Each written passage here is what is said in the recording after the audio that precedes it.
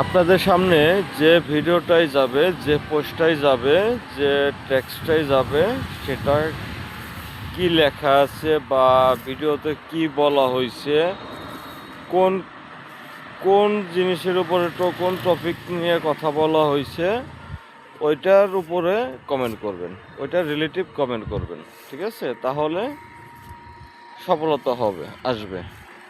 আপনি ভিডিও করা হলো কমেন্ট নিয়ে, আপনি বললেন যে পিছনের পিছনের ব্যাকগ্রাউন্ডটা খুব সুন্দর হয়েছে, এটা কোনো কমেন্ট না।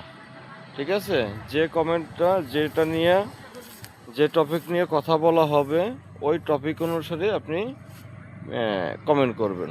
তাহলে দেখবেন যে আপনার ফলোয়ার এবং এঙ্গেজমেন্ট দুটোই গ্রো করতেছে। ধন্যবাদ, ভালো থাকবেন।